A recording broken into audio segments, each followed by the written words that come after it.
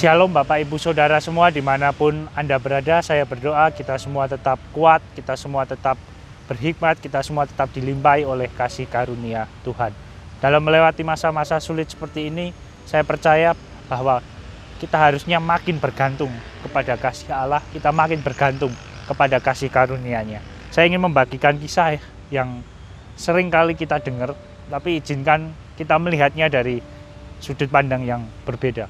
Kita akan lihat satu pasal ini, mungkin kita nggak baca semua, tapi kita tahu perumpamaannya, kita tahu pengajarannya, tapi kita mau lihat pasal ini secara menyeluruh.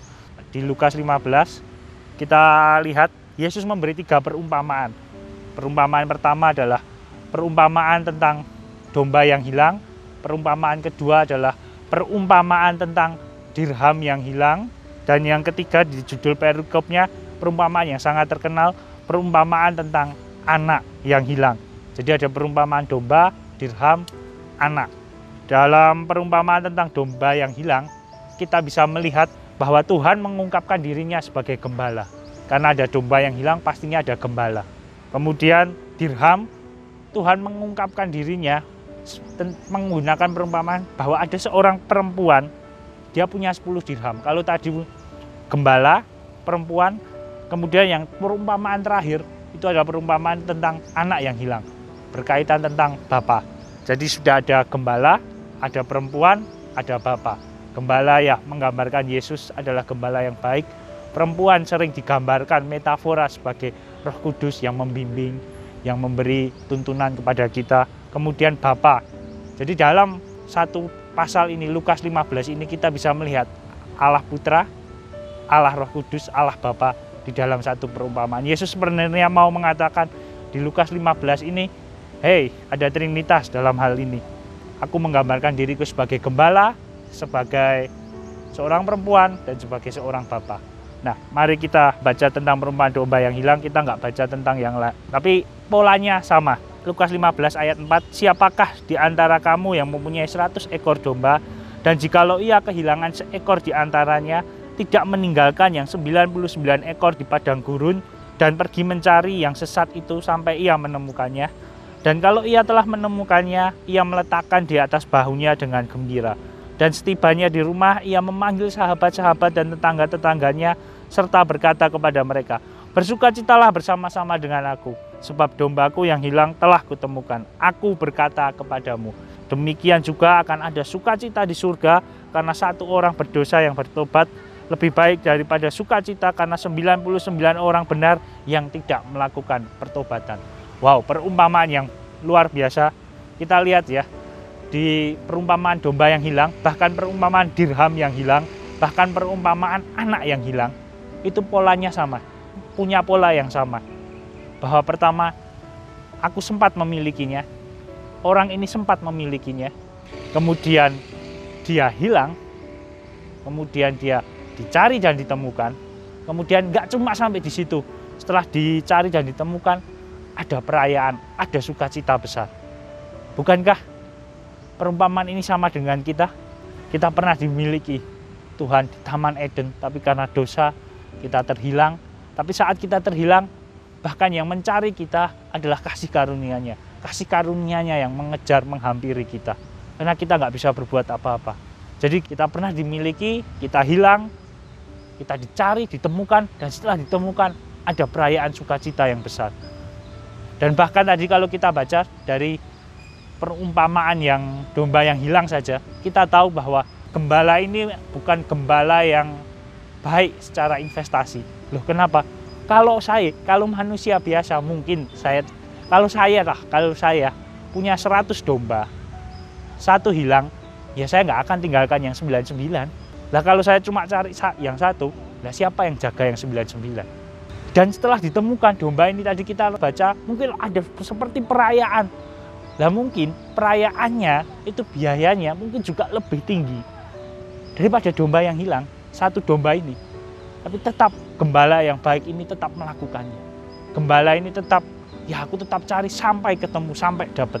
Bukankah itu kisah yang luar biasa? Di kisah dirham yang hilang kan juga sama. Saya bacakan di Lukas 15 ayat 9 tentang perumpamaan dirham yang hilang. Kalau ketemu Ia memanggil sahabat-sahabat dan tetangga-tetangganya serta berkata, "Bersukacitalah bersama-sama dengan aku, sebab dirhamku yang hilang itu telah kutemukan."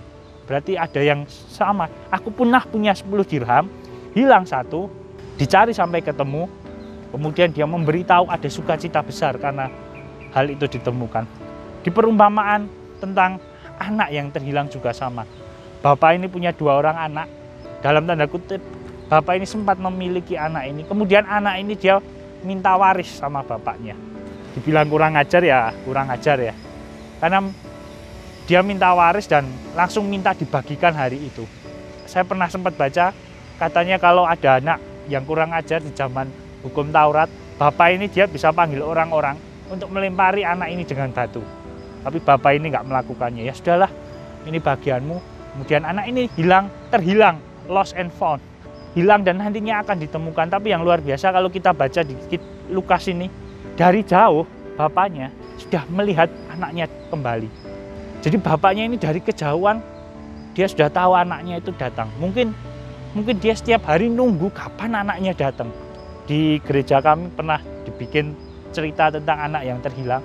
Bapaknya ini kan diceritakan kaya ya. Ya ini hanya interpretasi lain, tafsir lain. Wah, ngirim mata-mata, kirim orang-orang. Bapaknya ini sampai kirim agen rahasia, detektif swasta mungkin.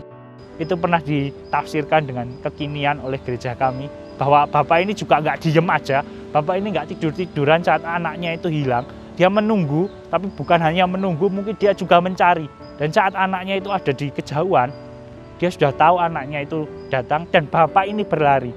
Pada zaman itu, seorang bapak kayaknya harga dirinya turun mungkin dalam tanda kutip. Karena pada waktu itu seorang bapak nggak boleh berlari menghampiri anaknya. Harusnya anak yang menghampiri bapaknya. Tapi bapak ini dalam tanda kutip tidak peduli dengan aturan, tidak peduli dengan tata moral yang berlaku. Dia datang, dia berlari, dia memeluk. Bahkan di Lukas 15 ini, saat anaknya mau mengaku, "Bapak, aku sudah berbuat salah." Bapaknya seperti nggak dengar. Dia seperti dia bilang ke iya, itu nggak penting sekarang. Yang penting sekarang adalah membenahi kamu. Kuberi kamu cincin, jubah dan kasut yang baru. Aku memberi kamu status yang baru. Dulu kamu pernah menjadi milikku. Kamu terhilang, aku kembalikan status itu. Free, bebas. Bukan karena usaha kita. Apa sih usaha anak ini? Dia nggak punya usaha, dia bahkan mau kok makan makanan ternak. Tapi dia teringat bapaknya, dia teringat kasih bapaknya. Teman-teman semua, bapak, ibu, saudara semua, di tengah dunia ini, saat kita sedang mengalami berbagai permasalahan, saat kita mengalami bahkan mungkin berbagai berkat, berbagai macam promosi, tapi juga berbagai macam tantangan, mari kita ingat Bapa kita yang di surga. Karena ternyata Bapa kita yang di surga, dia selalu punya waktu, dia selalu punya tempat untuk kita kembali, untuk kita going home. Tempat yang paling aman adalah ada di rumah Bapa kita, kembali kepada Bapa kita. Jadi Bapak, Ibu, Saudara semua, ini tentang kasih-Nya yang luar biasa. Kita mungkin dulu terhilang, tapi kemudian gembala yang baik yang mencari, perempuan ini yang mencari dirhamnya, bapak ini yang mencari anaknya yang hilang. Kita ditemukan, tapi enggak cuma itu. Ada perayaan, ada sukacita yang besar karena kita ditemukan. Bahkan sukacitanya itu lebih besar daripada 99 domba yang lain. Hanya karena menemukan 1 domba yang hilang.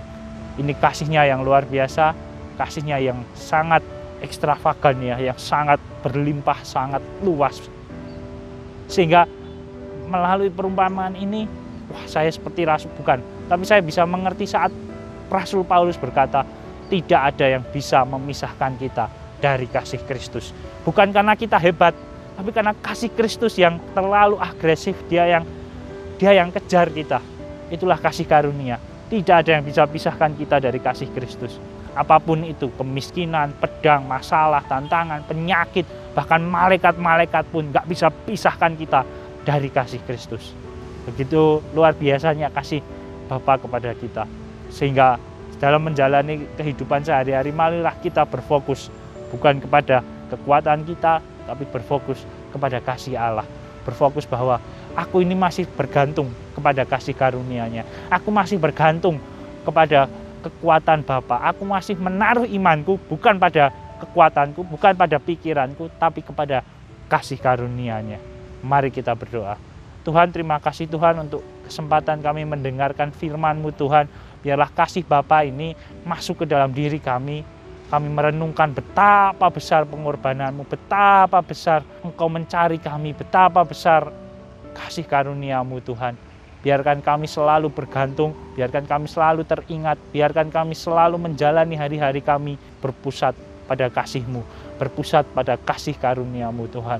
Tidak ada yang bisa pisahkan kami dari kasih Kristus Tuhan. Oleh sebab itu bimbinglah kami, berikanlah kami hikmat untuk mengambil setiap keputusan sesuai dengan jalan-Mu Tuhan. Terima kasih Tuhan, terima kasih Yesus. Engkau berkati kami semua, Engkau lindungi kami semua. Setiap keputusan yang akan kami ambil, baik yang sudah kami ambil, kami serahkan ke dalam tangan-Mu Tuhan. Berkati kami semua, lindungi orang-orang yang ada di sekitar kami Tuhan. Apapun rencana ke depan, apapun yang sedang kami lakukan, kiranya Engkau turut campur Tuhan. Di dalam nama Tuhan Yesus Kristus, kami berdoa dan mengucap syukur. Haleluya. Amin.